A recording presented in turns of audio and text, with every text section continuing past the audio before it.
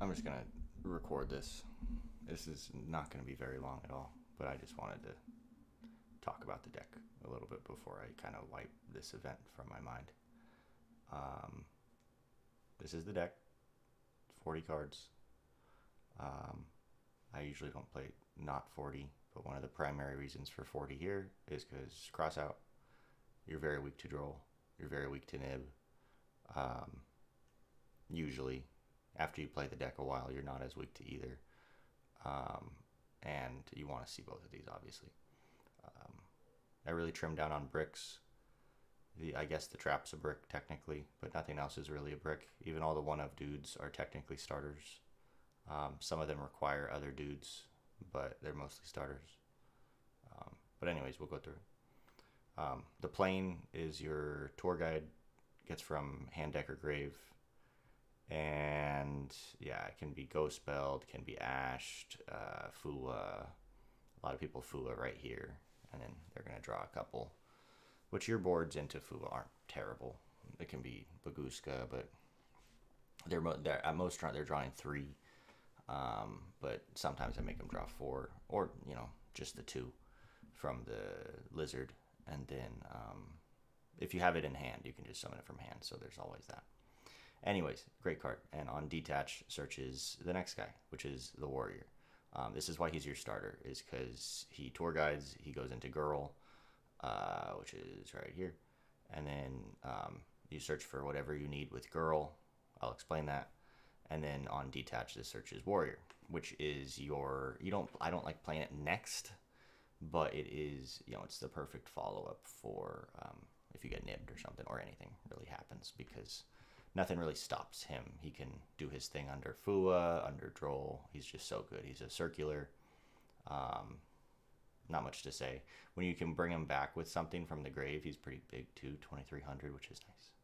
And on detach, he searches a Zubaba, which there's other ways to search this guy and this guy, but this guy's also a Zubaba, and then the lizard's also a Zubaba, so it's all situational. They all come up. I can't say which happens the majority, but it's always nice to get an extra coat. I said this wasn't going to be long. This will probably be like 7 minutes. The lizard custom card. I'm not going to say much about the lizard. It's the best card in the deck. It's why everything works. Everything worked before the lizard, but everything's good because of the lizard. There was a play against Fire King Drak Snake Eye where my first action was playing into lizard, and I made an Ignister, Light Dragon Ignister, protect 2 destructions and then ate a third one. And then I put it back with the lizard that turn, and then summoned it again to protect from a couple more destructions, which was crazy. Coat is great. You need to play 2. I regretted playing 1 at Anaheim. You absolutely need to play 2. He's just so good. He does like 3 things. 2 things, I guess. Special summons from hand, and then gets 1 from grave. But it's really good, and he's 2 names. He's a Zubaba and a Gagaga. 2 of the old ones are 2 names, this guy and him, and then obviously the good ones are all 4 names. The level 3 is actually really good. I wasn't optimally playing him in Anaheim, but he's so good because you kind of like plan ahead to special him from hand, which you can do it with this or this, which hit the board every turn. So, and when he comes out, he's a level 3. He searches another Zubaba, and it becomes level 4, which is really nice. So you could search him with the detach from warrior, but if you want to use glove to summon him, then you kind of need him before that. So you might want to he's one of the ones you want to search with Onomat pair. I'm making this seem easier than it is, but these searches are tough a little bit, but you get used to it. And his detach is great because it searches you Gagaga. One of the best detaches, because Gambara Knight is probably like the best one of. He's like usually the Rhoda target, and that's why you kind of want to get to this early so you can detach and get to this. He's just an extender. He's our extra Ryzeal. I think a lot of archetypes are getting cards like him where you reveal an extra in the extra deck and special summon him. You rarely do the changing battle position, but you do need it in this deck. It does come up. It didn't come up yesterday. And then on his detach, he searches a starter. So I like him being kind of the last thing I do, so he can search this for the following turn. But he can also, of course, search you a lizard if you need it, or this if you need it, which kind of late in the combo to get to him. Glove is the counterpart to coat. I'm gonna just go quicker. He comes from the grave. You send him with warrior, and he can special one from hand. So he's really, really nice. You don't want to see him. I did normal summon him once just to get out a knight from my hand, which was kind of cool. But yeah, you don't want to see him. You used to only play like one of him and three of this, maybe two of this. But these guys go together, and this is the one that kind of is a very old card, but definitely ties all of these together. Counts as every name, and he can soul charge from hand, one for each name. So he's not a great normal summon. He used to be your best normal summon in the deck. You used to play three of him, and he used to be your Rhoda target. But what's cool, the combo back in the day used to be like activate him, get Veilered, and then just summon this from hand because you control him. So, and then Astraltopia, you have to play him. I love him. Free summon if you. It's never bad to see. It's a one of that is never sad to see because you can actually just normal summon him and he searches Onomat Para, and you can just go from there. But primarily he's here at the end of the combo to search with Alimbertine, and to search the counter trap, which is an XYZ. Onomatopoeia, nothing to say there. The choices here, it just depends on what you have in hand. I'd say my most searched card with Onomatopoeia was probably the Plane, but definitely the Coat. You always want to kind of have a Coat in rotation because he's a great backup if the girl gets stopped. And also you play him right after the girl. That's how you get into to Future, Draco Future. You go search, or you have a Coat, or you search directly for a Coat because he's a Gaga. So you Coat, target the Plane Engrave that you just detached. And then you make, I make Gallic Granite with that. I search Nib, and then that's Draco Future right there. And you have other shit in your hand to keep going after if they nib that. I don't want to pick up. I just play one. You could play two. It's fine playing it two, but I just play one because it just kind of worked out to one. I don't like seeing, this was kind of a no brick thing, so I just didn't want to see two. Rhoda, the targets for Rhoda were everything, but I think all I searched with Rhoda was, I didn't even search Astraltopia with Rhoda. It was Gombara Knight, Goblinberg, primarily. Yeah. So just, you can't cut it. You just, it's just an extra of all your best ones. This is like such a good one of, and it's just an extra copy of both of those. There were a couple misplays I had, not prioritizing like the negation that might happen on Rhoda from like Flame or something, and I regretted that. I don't see a minute counter. I don't know how long this. 8 minutes. Okay, cool. Okay, so I'll try to stay under 10. 12. I don't know. We'll see. Okay, hand traps. That's it. The counter trap is great. Because I cut the rank up package recently, I'm not really doing the second part as much. You can manage your card target one. Yeah, it hasn't really come up. It did come up when I played the rank up package because you play way more Utopia XYZs. But yeah, it's just fantastic. I cut it when I went second every time. But there's a world where, if you're banking on drawing evenly match and drawing into it or something, where you want to keep this just as a backup, or else you're ending on a pretty good board. You can usually have like a Zoo Swipe and a Draco Future on board. So Astral Bell, all were great. I saw Bell probably the most. Belled a lot of things. Fula was great. Didn't nib anybody, but searching nib was such a good threat. Imperm was really good. I played cross out one time. I got negated and called by, I think, 1 me a game. Sideboard, Meows, Retaliating Sea. I didn't draw Retaliating Sea at all. I beat Draco Tail twice, and I never drew Retaliating Sea. I did draw Meows one time against Memento, and it was awesome. He had to droll me after I drew like 3, so it was cool. Should have drolled me sooner. Duster, kind of need to play it. I'm not playing. I don't side into Thrust going second, but you could if you need to. The Thrust is for the Featherstorm. That's what that's for. And evenly matched, just because apparently that's the best board breaker. I looked at a lot of like Onomat Rizio lists, and they're all on evenly matched, and it was good. It's it's really good against Draco Tail, and most people are scared of it. And you can do a lot of cool stuff in combination with evenly matched, like following it up with Exciton Knight, or Zeus. Well, not Zeus because you skip your battle, but And then the numbers protection just comes in going first. So going first, it's 5 cards. It's the thrusts, this, and this. And this won me 2 games. I naturally drew it once, and I thrusted for it another. And numbers protection is great. It's great to have under Baguska. It just doesn't work if you have Gaga Gaga Girl. You need a number with it. So it's the old one. And its second effect is better. It involves resetting. When a number is destroyed by battle or card effect, you can set it. So sometimes comes up, and it probably could come up if you like Exciton Knight your own stuff. But okay, for the extra deck, this is not in any specific order. Castel was such an MVP, probably becoming one like my favorite card ever. Honestly, it was just so good. The spin is still so good in 2025, and 2000 attack is nothing to scoff at. I needed him a lot, just to go for game. And the spin and poke for 2K, it's just you can't underestimate that in a deck that needs multiple bodies to OTK.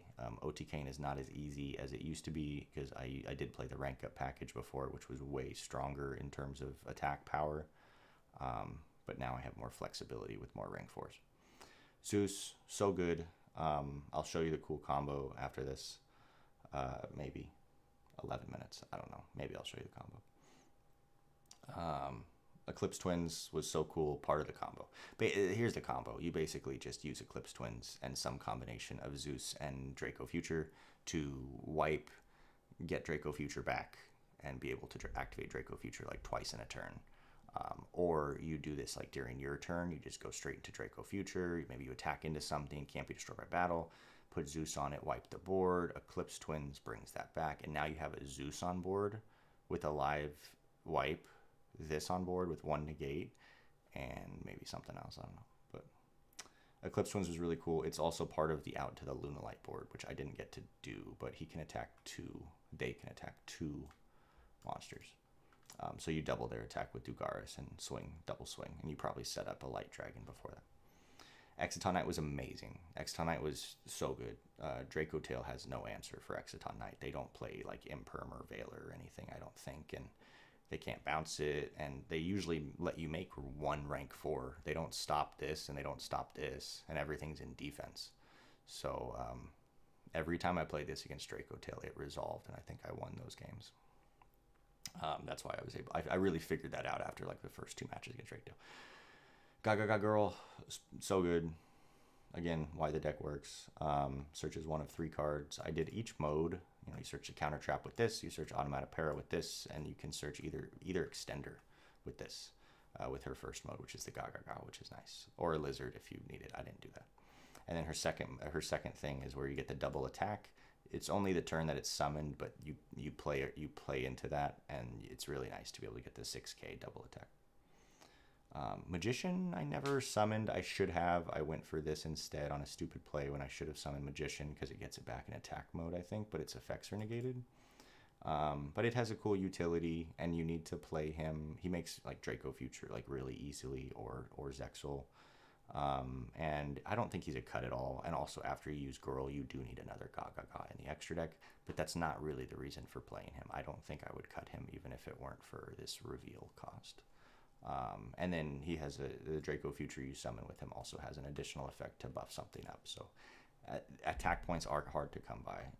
You believe it or not, it's you need to think to OTK a little bit because you're short on resources usually, and this does come in handy. This searches Nib, nothing to say, and it's not a number monster. So this is the second one I go into after Girl, and I make Draco Future with this. This guy's great. This effect is so. This condition thing is so cool.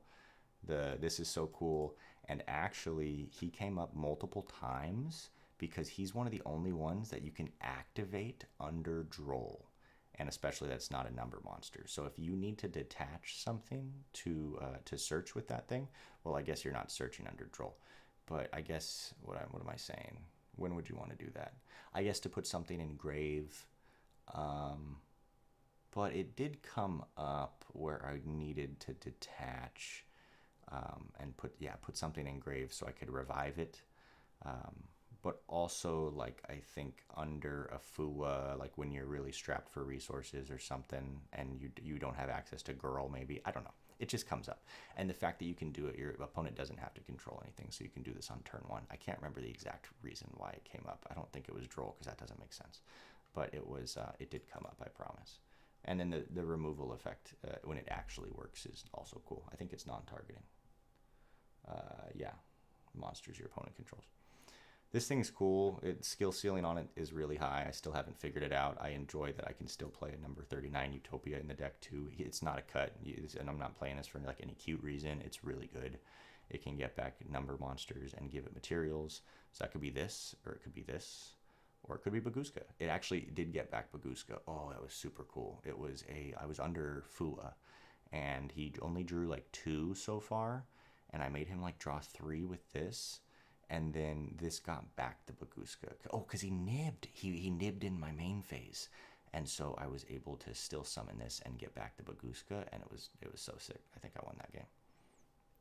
Dagaris was so good. I did every mode except battle phase. I should have done this, but I never needed to. So good, and it's a number monster, so it can only make this one. It can't make this one. But you draw 2 with it. It's really good in the combo, and it's a detached 2, which is really good in this deck. This detached 2 is really good, and then this one. Those are the only detached 2s. And Zeus, but whatever. Draco Future, nothing to say. It's my boss monster for sure. No one nibbed on this, which was nice, but yeah, every time this usually hit the board, I think I'm winning, and the fact that Eclipse Twins gets it back is so good too. Future Zexal, also so good, but didn't put in a ton of work, as much work as it put into in the rank up build, and I'm kind of wondering why that is. Because in the rank up build, he's your main way of winning, because he gets up to like 12,000 attack, and you just kind of like put the game away without having to build a board again.